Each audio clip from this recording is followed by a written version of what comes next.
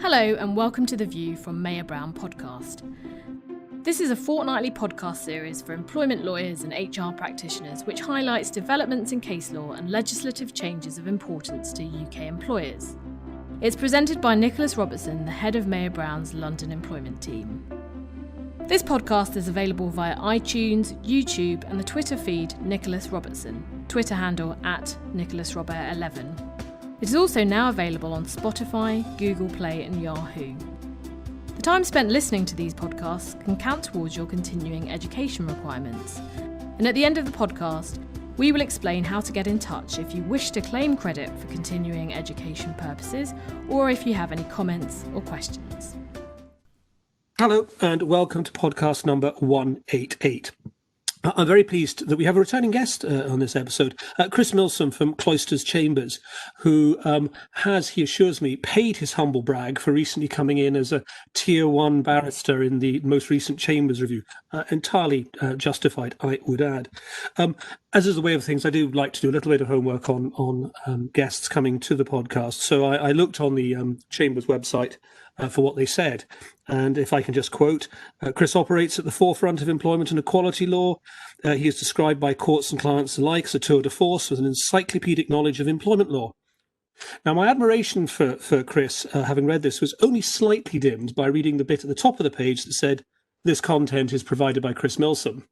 But in fairness, there is a Chambers review that is equally stellar to that. An exceptional advocate, absolutely excellent in court. And as I say, having known Chris for a number of years and having worked with him, this is richly deserved. So, Chris, thank you very much indeed for agreeing to come on the podcast. But bless you, you couldn't get away with a little bit of ribbing, could you, Nick? But, not at all. Not at all. I suspect there'll be some coming back. I'm sure there will be. Yeah. Anyway, what we thought we'd talk about today was really working on tribunal hearings, court hearings, tribunal hearings in the current circumstances. We're in a new normal. We don't know how long this is going to last for. And I think it would be really helpful for people to understand the practical experiences that you've had, Chris, because, again, and I remember mentioning this the last time you were on, you are in a fantastic number of reported cases, you're regularly in courts and tribunals. So you've got great experience, I know from talking to you, great experience of how courts and tribunals are really approaching things now. So, really, so starter for 10, where are we now with remote hearings in terms of tribunals coping with the current circumstances? Sure. Well, I think it's important to put this in context. The context is that for a number of years, there's been a search for integrating remote hearings and telephone hearings in particular, with a decline of court premises and the expected cost reduction of moving away from everything being in person. And some regions have been doing that more than others. And then obviously at some point in March this year, the sky fell in. And it's been an opportunity for courts to really start thinking on an expedited basis about how you make that work. And the short answer is CVP, which is the preferred platform, or its equivalent, will be part of the landscape at the very least until August next year. And even after that, I think they're going to be part of the landscape for some time to come. I mean, the sense of emergency makes for much innovation. And I think we will be looking at questions of, do we really have to have an in-person case management hearing? Do we really have to have an in-person substantive preliminary hearing where evidence is light, for example? I think it's going to be part of the landscape for many months and years ahead. It's interesting you say that. When I did the interview with the presidents of the employment tribunals in England, Wales and Scotland, they're making a similar point about this. The pandemic has been a really fast forward in incentivization to go 5 years into the future in as many months. And we were joking that it was Project Crash Bang Wallop, because they were really going as fast as they possibly could to adjust to the current circumstances. And we're all aficionados to soft copy, I think, now. For those of us who were breaking our backs with our wheelie bags for all too many years, suddenly you find yourself thinking, well, hang on, it is sort of workable. I can manage with this. So we'll be muddling through in the remote world for some time yet, I think. Yeah, but I think there's going to be definitely a premium for those who can make it work better for our clients and in court. Well, if we sort of start at the beginning, let's talk about advanced prep for a hearing, and really what you can do ahead of time, what you should be thinking about ahead of time. I mean, I think it's worth taking a step back, thinking where you need to go at the end of it, what shape your hearing looks like, and then thinking about all the building blocks that get you there.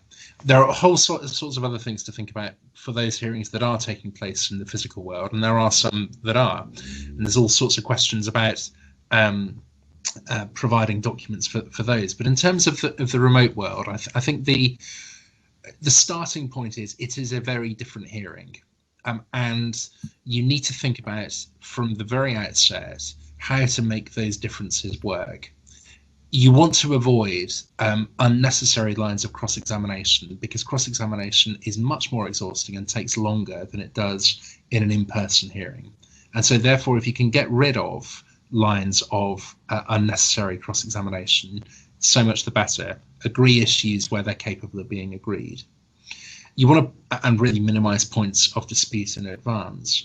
You also want to be realistic about the time estimates of these hearings. Everything takes longer, either because people are just shattered and they need more breaks, or because there are computer glitches as time goes on. I don't think I've had one of these yet, where everybody is in tune at 10 o'clock in the morning and then everyone's back again at 2 o'clock in the afternoon. Things don't work like that way as much as we might hope. So, be realistic about breaks, build in time on the one hand for a longer hearing, and then at the same time reduce scope for its length wherever you possibly can. And then you need to think sort of about bundles in good time beforehand. There are all sorts of things that can be done to ease the bundle preparation, but you kind of want to get going with that sooner than you would if you're in an in-person environment. Yes, that's interesting. What is it about cross-examination that makes it a different animal if it's being done remotely rather than in person, Chris? There is obviously a physical distance between the witness and the cross-examiner, and so it becomes a bit more. I mean, stale wouldn't be the right word. I mean, you've read our Chambers write-ups, Nick, but it does become a bit more staid, I think, than the organic process of being in the same building, being in the same kind of airspace, as it were, and one question leading to another, etc. The other thing, of course, is that everybody's got to sort of stop and type, etc., in a way that it's just much.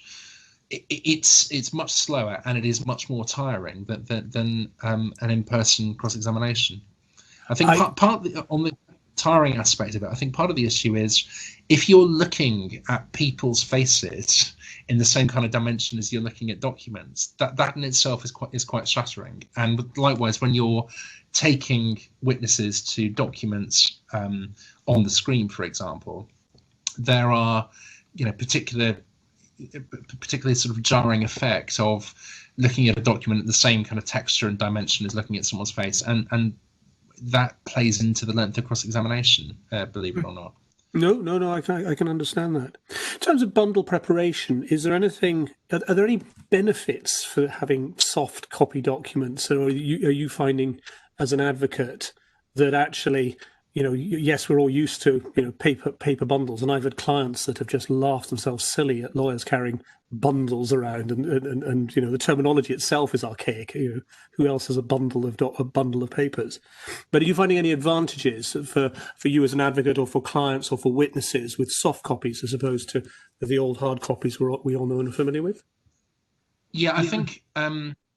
First things first, there are various strictures as to what we should be doing with our soft copy PDFs that are set out in quite clear terms in the practice direction that was handed out down recently.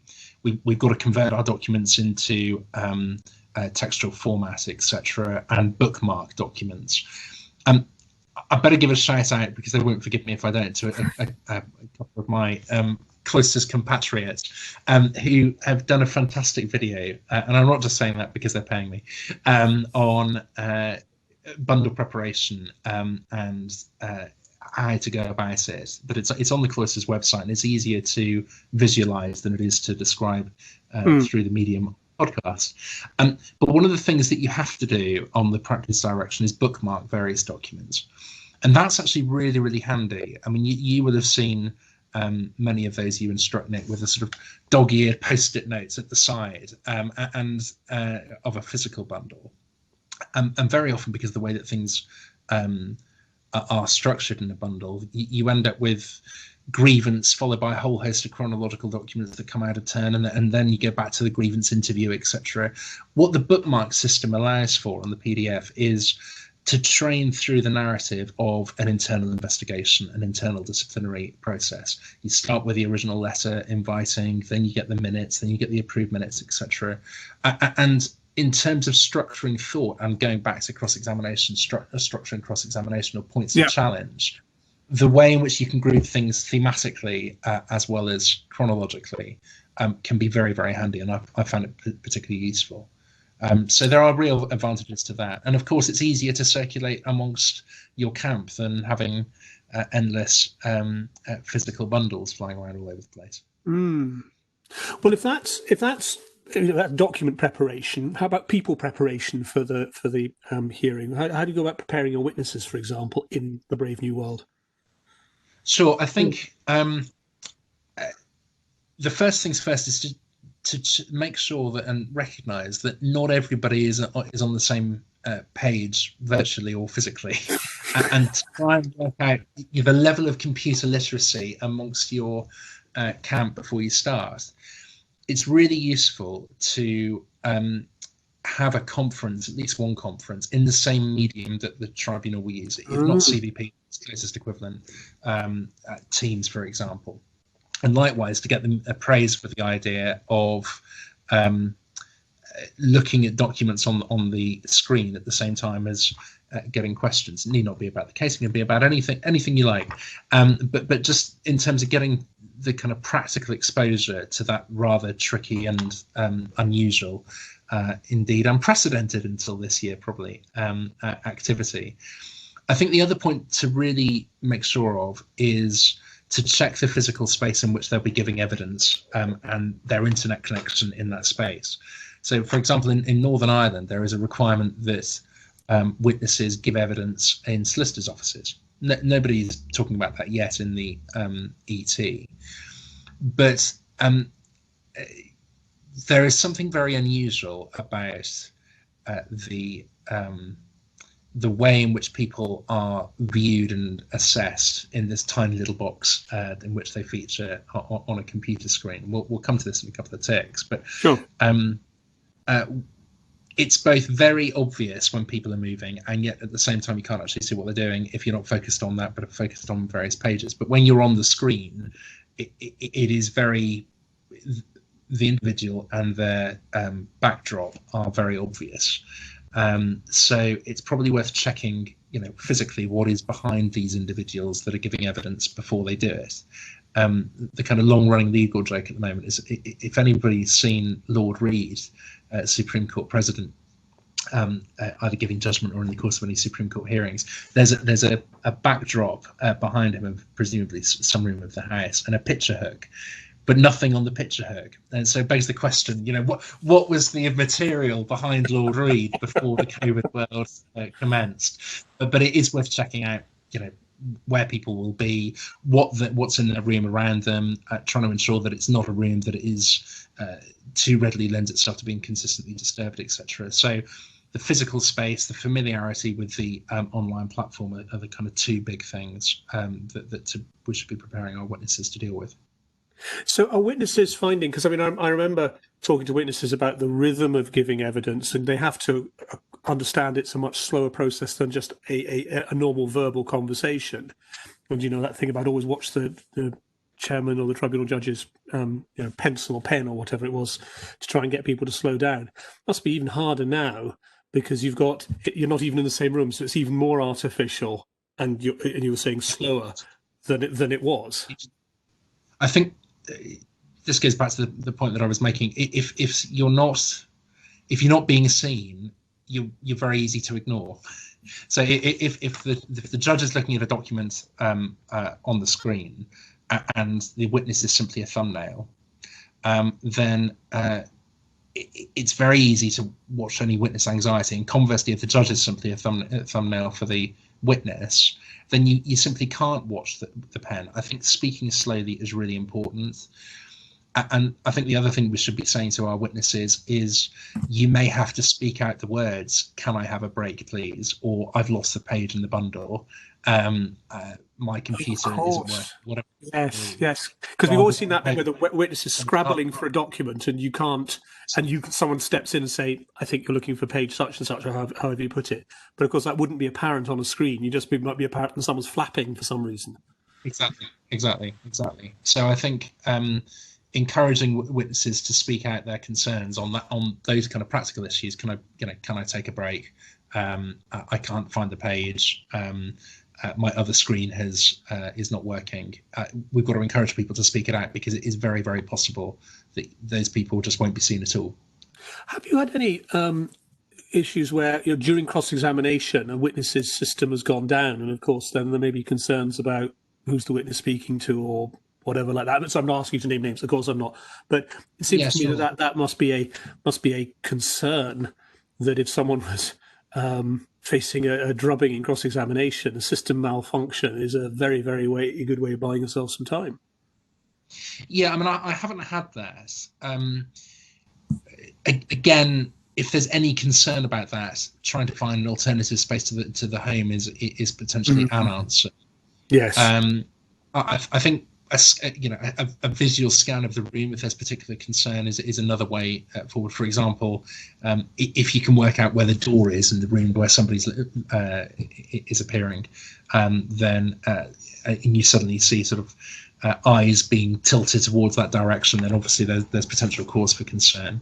But I mean, I don't think I've had I simply haven't had a scenario where malfunction has happened mid-evidence, and so therefore I haven't had it where you think, well, is there something behind the malfunction? I think the bigger issue is what a witness does during a break. I mean, in some ways it's been rather lovely. You have a busy day at court that happens to be in your house, and during the lunch break you can see your spouse and see your kids, and then you go back to the desk. But of course witnesses are having that as well.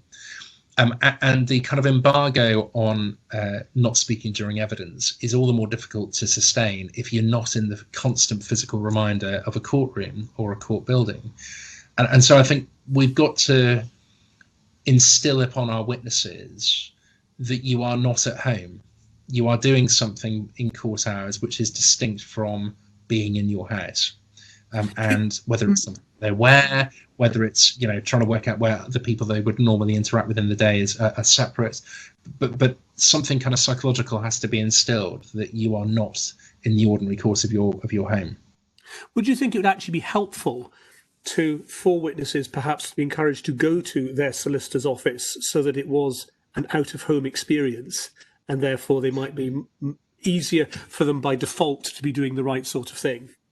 Yeah, I think something we should certainly be looking at, and obviously we've got to sound people out. I mean, certainly in the world of the employment tribunal, you are going to have a lot of people, particularly on the claimant side of things, or even on potential wing members side of things, that are in vulnerable categories, and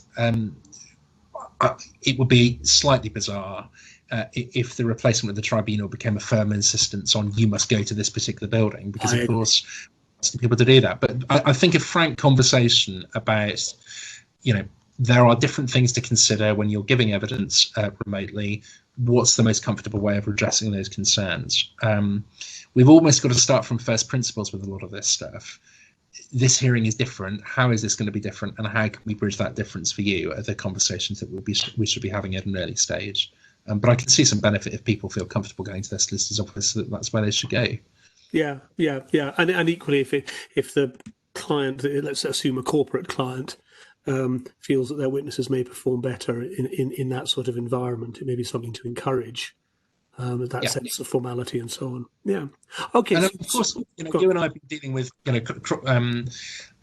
extraterritorial stuff and cross-border litigation, where this is more frequent. And one of the kind of perverse benefits, I think, of online courts is that those key witnesses who don't fly in from overseas for their evidence and just sort of appear for their tranche of the day and then go again, they've obviously got the benefit of potentially listening to the whole thing. The witnesses from the States or wherever it might be that aren't just bit players, they are observers throughout the hearing. So it's got its unintended benefits, I think. I can see that. I can see that. Well, that sort of brings us neatly actually onto on the day, and one of the things I've wondered about is the equivalent of the which I'm sure all advocates welcome all the time, the little post-it note on which there's an indecipherable scrawl being passed through multiple hands to get to you at the front, and you're expected to work out what it is and what it relates to and what you should possibly do with it. They're absolutely catnip, Nick. I mean, if we don't get 7 a minute, we feel bereft. Yeah, just not trying hard enough. So, have you got any advice on that score? Because that, I mean, all joking aside, appropriate assistance is part of the process. It feels like a team with you at the striker end, if I can put it that way, and stuff comes forward to you for you to use as you see fit. No, jokes aside, that's really needed. Not just for the benefit of the immediate point, but to ensure that you are working as a team and everybody feels involved within that team. I mean, the way that I've done it is WhatsApp groups for a particular hearing. It's best to avoid email, not least because the moment you open your email address, the usual stuff of things that can be entirely unrelated to the immediate day start coming up. Turn off notifications, obviously, on the day, and better still, turn off the email account altogether. So a discrete WhatsApp group is quite handy, and it lends itself more to a conversation in which other people can chip in. I think the really important thing to say is when you're giving evidence, come off the WhatsApp board and make sure that your witnesses are not in a scenario where they could be, however inadvertently, squinting at a WhatsApp board or looking at the messages when they leave the half-day session, have a look at their phone over the lunch break, etc. They've got to come off for the duration of their evidence because you are inadvertently in those circumstances receiving communication about your evidence when you're embargoed. That's a really good point, and you could see easily how inadvertently that could go very, very badly wrong. So easily done. So it's better if whoever's in the driving seat of the WhatsApp group takes the individual off for the duration of their evidence. Would you have more than one WhatsApp group? One for sort of, when I say witnesses, the people who are going to be giving evidence, the people who are watching from the client, and one potentially just between you and the legal team, or is that sort of overkill? No, that's easily done and can be very useful. I guess the only thing is that the more documents you have going in parallel, and the more exchanges you have going in parallel, the trickier it is. You're already in a scenario where you've got probably 2 screens, one for the events, one for the bundle, potentially 3 including witness statements. WhatsApp you can have online as well. I mean, at a certain point, you look like you're about to take off a plane rather than. But I'm sure the analogy could be extended, but we don't want any crash landings, etc. But I think it can be useful, but obviously you then need to be careful that you're putting the right messages on the right board. You can imagine all sorts of potential dangers. Well, I have to say, I would worry about if you're on your screen and then you press the wrong thing and suddenly your screen is still operating, but you're sharing a completely different page, or you think you've dialed out. You tell the computer in graphic language for 30 seconds what you think of it, and then you realise that your choice terms have been broadcast to the tribunal, and you've a certain amount of explaining to do. It's very easy to share a screen inadvertently, and I think that's the other thing that everybody should be clear about. Close everything off that could relate to a potential GDPR breach, or indeed anything other than the case. Facebook whirling away in the background when you're sharing a document is not terribly helpful. So you can use WhatsApp online. You may prefer not to, just for the slight risk on the computer screen. You may prefer not to, just to avoid the slight risk of inadvertently sharing the WhatsApp communication. I mean, the advice as always is do not say anything on the WhatsApp group, which if it inadvertently gets sent to the wrong, gets into the wrong hands, will embarrass you hugely. Absolutely. It's like this sort of whole thing with emails about sort of 10 years ago. It's like you put an email in that, or indeed, as we were reminded recently, gloss on WhatsApp on Outlook calendar invites, which was not a terribly clever moment and unfair dismissive claim I saw a couple of weeks ago. Yes, I'm sure we could do an entire podcast on unwise comments committed to writing by clients, where you as the advocate or the solicitor are going, oh, for sake. But remembering not to email your best friends going, I've got a new stupid one to share with you. No, my personal practical tip is I keep the WhatsApp communication by way of a phone separately, and I just let the tribunal know as a heads up that I'm not playing the 21st century equivalent of Snake on my computer. I am actually engaging in instructions with my client. But yes. And that seems to be fine so far. Yes. And as an advocate, is it more difficult for you and in terms of reading the virtual room, and how, because I always think that part of being an advocate is a bit like sort of conducting an orchestra or trying to conduct an orchestra. You're getting signals from all over the room, and you're trying to adjust or take those on board while getting to where you want to get to. Is that a completely different task? And is that something where clients' observations on who's frowning, who's nodding, whatever, may be very valuable to you in a way that you wouldn't really need it if it was an in-person hearing? Yeah, I think all but one of my hearings in the remote hearings so far has been judge alone or judges alone. That dynamic of when the wing members step in as well, and when the wing members start sort of exchanging looks with one another or with the judge, I think that's a really important point. That is something that's going to be lost unless you've got every screen, and then of course they're not in the same room to do that anyway. So I think that is going to be a bit of a challenge in terms of reading the room. It's easier to do with the judge alone, but the presence of wing members remotely is going to be a new stage in this bizarre process. What about? And I have to ask, although it's maybe not directly on point. What about the barristerial Amdram show?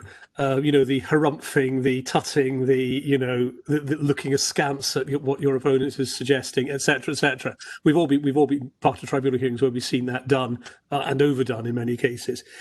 Does remote hearing cut down on that to an extent, or is it just as prevalent? It makes it a heck of a lot more dangerous. I mean, I've compared this previously to the difference between film and theatre acting.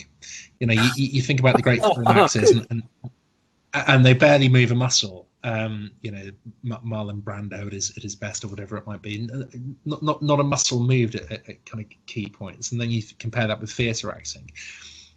The difference between virtual and physical, I think, is if you're not seen, for example, if documents are being looked at on the screen, then you're not seen, you need to speak aloud concerns. But when you are seen, you're really, really seen. So, the eye roll takes on a life of its own. The tutting is louder than it should be. And I just think, the message of the need to be calm cucumbers is amplified because your facial expressions, whether as advocate or as witness, are magnified, and they're just the big eye roll is just best avoided because so presumably that advice that you used to give to witnesses and other participants in a hearing when they go in and they're sitting there at the back waiting their turn, they are still being scrutinised by the tribunal, just applies even to a greater extent if the tribunal judge their attention is caught by someone or someone tutting, frowning, whatever it is, one of the witnesses, it starts to form an impression early on. Yeah. Okay. Interesting. Now, we touched briefly on open justice in something you were saying a minute ago. And I know that one of the general issues that has caused a certain degree of angst as to how we're going to deal with open justice issues in this world when you're trying to steer between effectively not open justice and something where anyone can attend, anyone can record, anyone gets access to the documents. How does that work? So what's the thinking, and where are we at in terms of open justice and remote hearings? Yeah. I mean, it's been quite a journey, because the initial concern at the starting stages is there would be no compliance with open justice.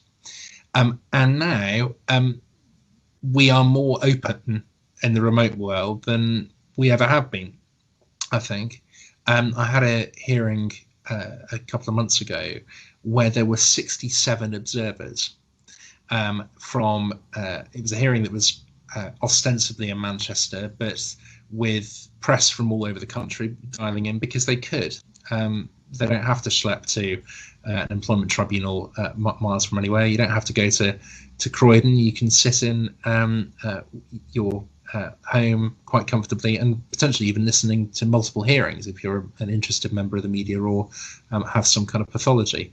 But I mean, I think the kind of message again is think ahead. So be mindful that the practice direction actively envisages the possibility of a bundle being available for any observers who request. The parties have a right to make representations about whether certain documents should be divulged, and if so, in what form.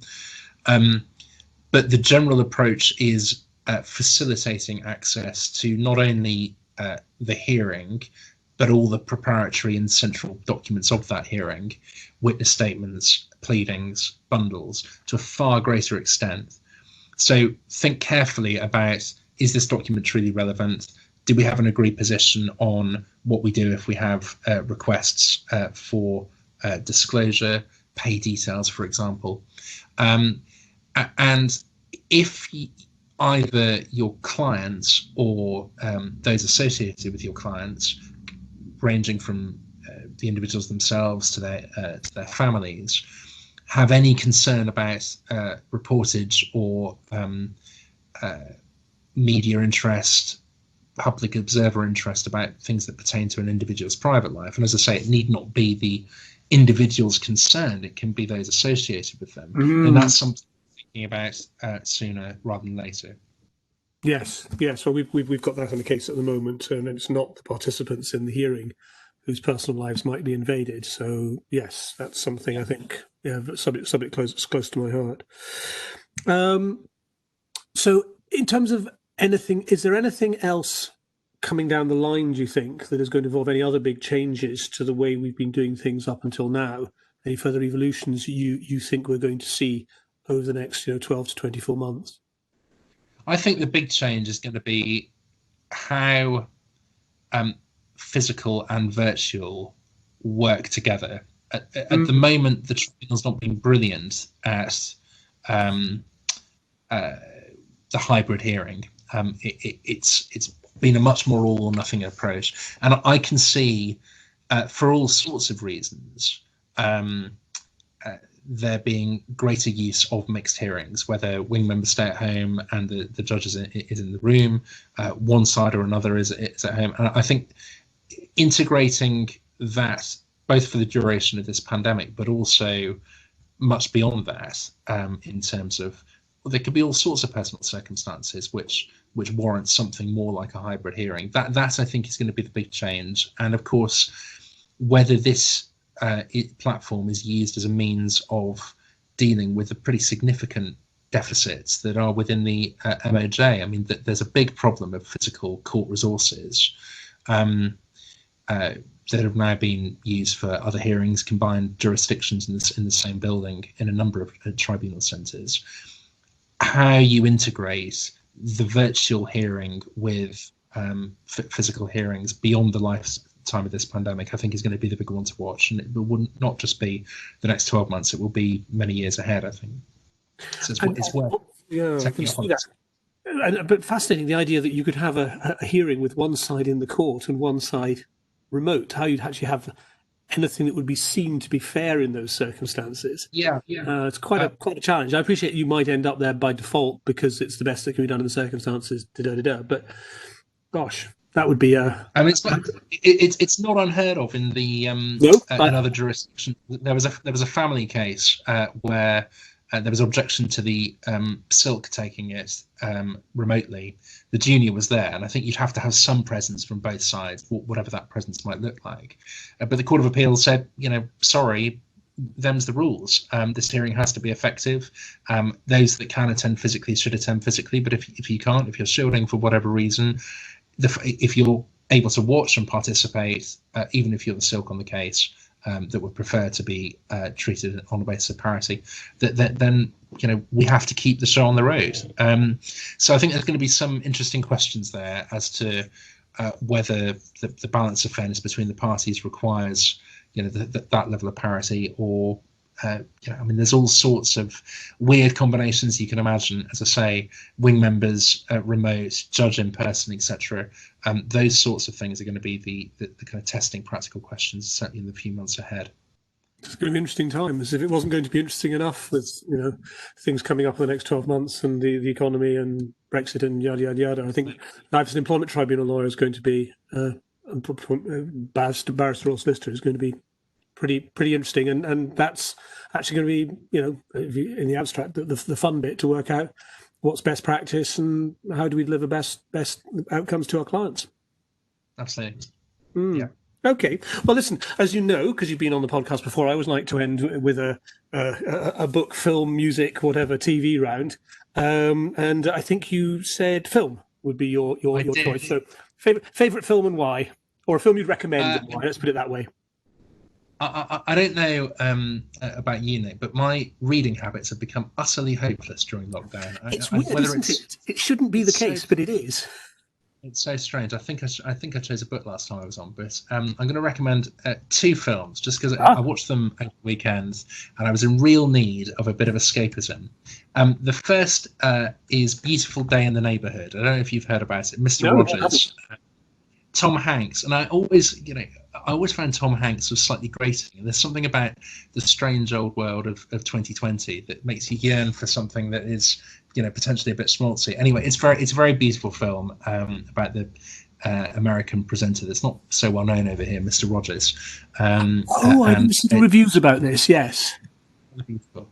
The other recommendation is perhaps a little bit more obscure, but it's absolutely stunningly shot. It's called Honeyland, and it's about a wild beekeeper in Macedonia. It's a documentary, and it's just a really beautiful landscape. And it's a film in which nothing and yet everything happens all at the same time. It's essentially about her and her way of life as she'd been living for many decades, and her mother before her, being sort of uprooted slightly by the neighbours from hell.